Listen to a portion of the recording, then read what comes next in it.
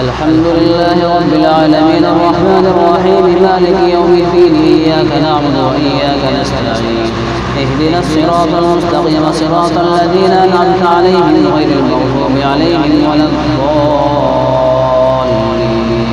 بسم الله الرحمن الرحيم ألف لام ميم تنزيل الكتاب لا ريب فيه من رب العالمين أم يقولون افتراه بل هو الحق من ربك لتنذر قوما ما آتاهم من نذير من قبلك لعلهم يهتدون.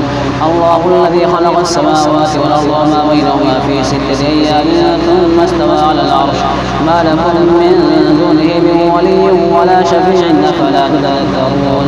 يدبر الأمر من السماء إلى الأرض ثم يعرج إليه في يوم كان مقداره 1000 سنة مما تعدون.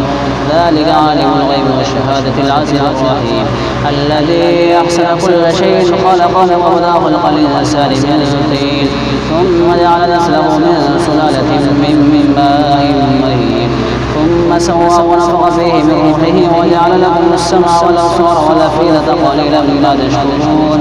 وقالوا وإذا ضللنا في الأرض إنا لفي خلق جديد بل هم بلقاء ربهم كافرون.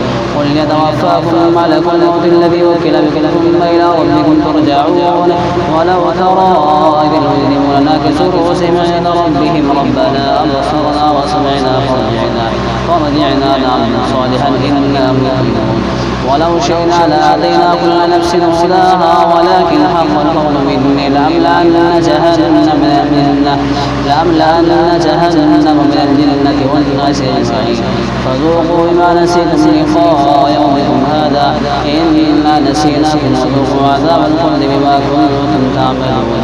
إنما يؤمن بآياتنا الذين إذا ذكروا بها خروا سجدا وسبحوا بحمد ربهم وهم لا يستكبرون.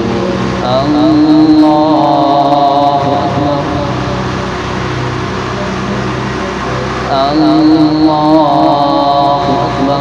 تتجافى جنوبهم عن المضاجع يدعون ربهم خوفا وطمعا ومما رزقناهم ينفقون.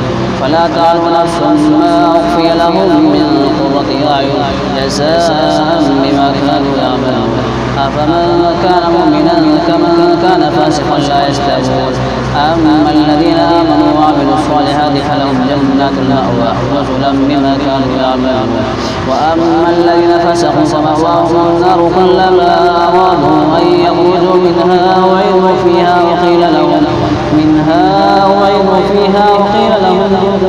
وقيل لهم ذوقوا عذاب النار الذي كنتم به تكذبون. ولنذيقنهم من العذاب الأدنى دون العذاب الأكبر لعلهم يرجعون. ومن أظلم ممن ذكر بآيات ربه ثم أعرض عنها إنا من المجرمين منتقمون. ولقد آتينا موسى الكتاب فلم تكن في مرية من لقائه وجعلناه هدى لبني إسرائيل وجعلنا منهم أئمة يهدون بأمرنا لما صبروا وكانوا بآياتنا يوقنون. إن ربك هو يفصل بينهم يوم القيامة فيما كانوا فيه يختلفون. أولم يهد لهم كما أهلكنا من قبلهم من القرون يمشون في مساكنهم إن في ذلك لآيات أفلا يسمعون. أولم يروا أنا نسوق الماء إلى الأرض الجرز فنخرج به زرعا تأكل منه أنعامهم وأنفسهم أفلا يبصرون. ويقولون متى هذا الفتح إن كنتم صادقين. قل يوم الفتح لا ينفع الذين كفروا إيمانهم ولا هم ينصرون. فأعرض عنهم وانتظر إنهم منتظرون.